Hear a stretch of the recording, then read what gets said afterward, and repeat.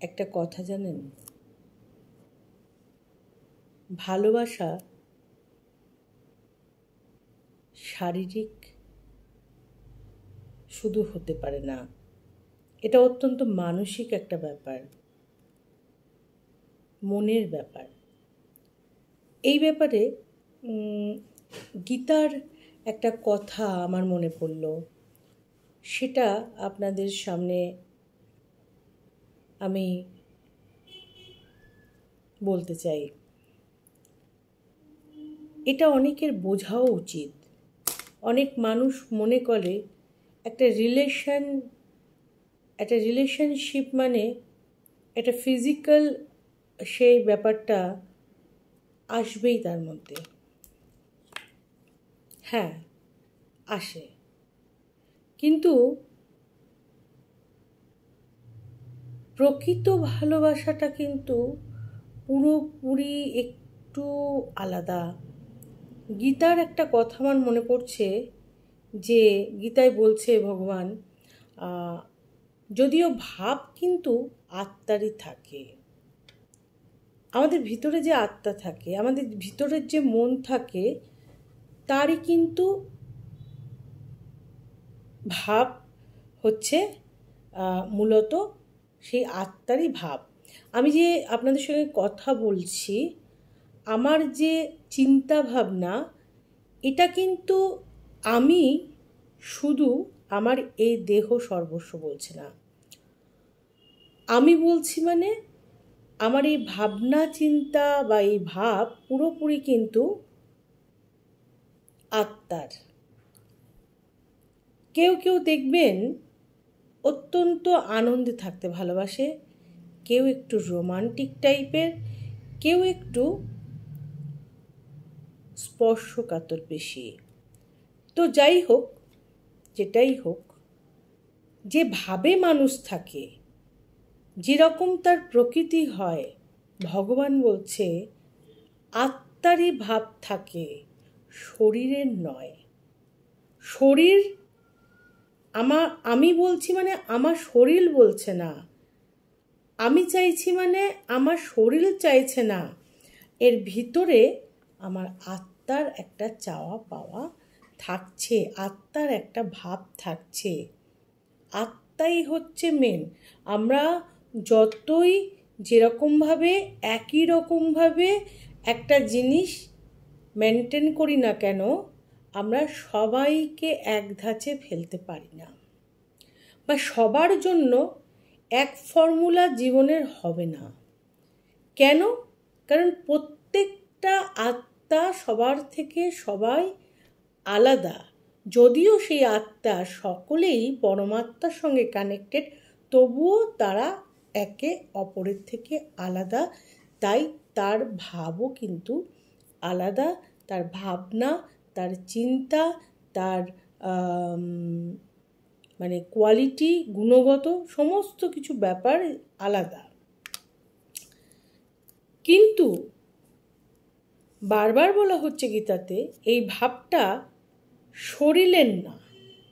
আমরা যে ভাব করি সেটা আমাদের আত্মা, ভিতরের যে সত্তা, তার ভাব। অনেকে খুব বালক সুলভ থাকে, অনেকে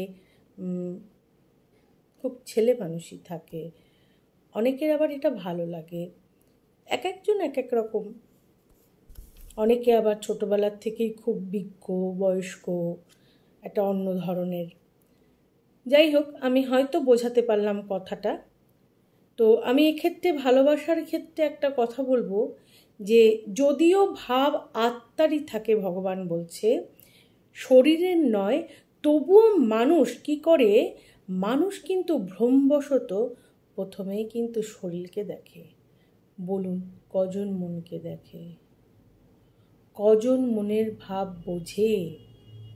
কজন মনের দিকে তাকায়? কজন মনটাকে ভালো রাখতে চায়? মানুষ প্রথমতই ভগবান বলছে, মানুষের যদিও শরীর সর্বস্ব ভাব নয়, পুরোটাই আত্মার ভাব, তবুও মানুষ কি করে, মানুষ কিন্তু ভ্রমবশত ভ্রমবশত অর্থাৎ ভুল করে সে কিন্তু শরীরকেই দেখে। বেশিরভাগ ক্ষেত্রে, বেশিরভাগ কেন বলবো, 99.9 দেখে। শরীরে অবস্থিত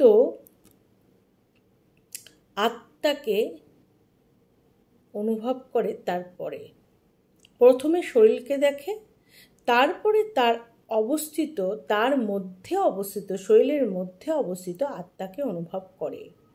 প্রথমে আকৃতিকে দেখে, পরে ভাবকে অনুভব করে। সে বেটে না লম্বা, না ফর্সা, না কালো, না মোটা, না রোগা, আকৃতিকে দেখে। তার ভাবকে অনুভব করে অনেক পরে। সে কিন্তু এরপরও মানুষ অনেক সময় দেখা যায় মনের কথা, ওই যে মনের কথা কে বা জানে, আর মনের কথা কে বা বোঝে, কজন বোঝে? যারা মনের সাথী ঠিক মনের কথা বুঝে যায়। চুপচাপ থাকলেও অনেক সময় এত কাছাকাছি দুজন জীবনসঙ্গী, কাউকে কারো কথা বলতে হচ্ছে না, তারা একে অপরের কথা বা একে অপরে কি করতে পারে, কেন কি বলতে চাচ্ছে, তারা কিন্তু বুঝে যায়। তো এটা হচ্ছে ভাব। এবং এটা কজন পারে? এই মনের ভাব কজন বুঝতে পারে? এই মনের 50% ভাবও যদি একে অপরে ভালোবাসার পাত্র পাত্রীরা বুঝতে পারতেন, তাহলে তো আরও কতটা সুন্দর হতো। তার জন্যে অনেক কিছু আমাদের অবজারভেশনের ব্যাপার আছে, অনেক কিছু লক্ষ্য করার ব্যাপার আছে। ওপর থেকে চড়ানো রং কতক্ষণ টিকবে? ভগবান বলছে ওপর থেকে চড়ানো রং কতক্ষণ টিকবে? যদিও আকৃতিকেই মানুষ অনুভব করে, কিন্তু এই আকৃতি পরে ওপর থেকে চড়ানো রং কতক্ষণ দেখবে বা কতক্ষণ সেটা থাকবে? সেটার তো রং বেশিক্ষণ থাকবে না, ওপর থেকে চড়ানো রং। কারণ সে যতই সাজুক, যতই গুজুক, যতই যা করুক, যেমনটাই করুক না কেন, তার ভিতরে যে ভালো মানুষ একটা আছে, ভালো আত্মা আছে, কি খারাপ আত্মা আছে, কি কুটিল আত্মা আছে, কি জটিল আত্মা আছে, সব কিছু, তার সত্তাটা কতটা সুন্দর সেটা কিন্তু ভিতরেরই ব্যাপার। বাইরে থেকে যতই সুন্দর করে সাজুক, সুন্দর করে নিজেকে রিপ্রেজেন্ট করুক, যার বলে না, যার মনটা কেমন সেটা সহজে বোঝা যায় না। তার ব্যবহার, তার সঙ্গে দীর্ঘক্ষণ কথাবার্তা বললে বোঝার একটা সম্ভাবনা আছে। এই ব্যাপারটাই আমাদের বুঝতে হবে, যে আমরা কোনো সময় যে ভুল ডিসিশান যেন না নিই, বা আমরা লোক চিনতে যেন ভুল না করি। অনেকটা আমাদের দেখতে হবে। Justification is not so easy. Justification করতে গেলে, বিচার করতে গেলে একটু অপেক্ষা করে, ধৈর্য ধরে আমাদের দেখতে হবে, তবেই আমরা বুঝতে পারব। বাইরের রং চং, চাকচিক্য, এগুলো দেখে যেন আমরা কাউকে রিয়েলাইজ করার চেষ্টা না করি, এটা আমাদের বুঝতে হবে। তাই আত্মাকে জানা প্রয়োজন। আত্মার ভিতরে নিজের আত্মাকে জানা প্রয়োজন, অপরের আত্মাকে জানা প্রয়োজন। অবশ্যই শরীরকে নয়। ভগবান বলছে আত্মার সঙ্গে আত্মার যখন মিলন হবে, আত্মার সঙ্গে আত্মা যখন কানেক্টেড হবে, একজনের আত্মা যখন আর একজনের আত্মাকে বুঝবে, দুজনের অনুভবকে বুঝবে, তখন শরীরের বোঝার দরকার নেই। তারা একে অপরে দূরত্ব থাকলেও, তাদের মধ্যে দূরত্ব থাকলেও তারা একে অপরকে বুঝতে পারবে। কারণ সেই বোঝাটা হবে কি, শরীর সর্বস্ব নয়, সেই বোঝাটা হবে আত্মা আত্মার সত্তাকে অনুভব করা, সেটাই প্রকৃত ভালোবাসা, সেটাই প্রকৃত প্রেম। আমি গীতার কিছুটা অংশ আপনাদের উল্লেখ করলাম এবং আমি আমার মতো করে ব্যাখ্যা করলাম। আশা করি আপনারা মানুষ চিনতে, বিশেষ করে বিয়ে, জীবন সঙ্গী, সারা জীবনের জন্য যে কিনা জীবন সঙ্গী, এটা কিন্তু চয়েস করা বা এটা কিন্তু নির্বাচন করা খুব একটা মানে সহজ কাজ না। এক্ষেত্রে কখনোই কোনো সময় কিন্তু আপনারা ভুল করবেন না।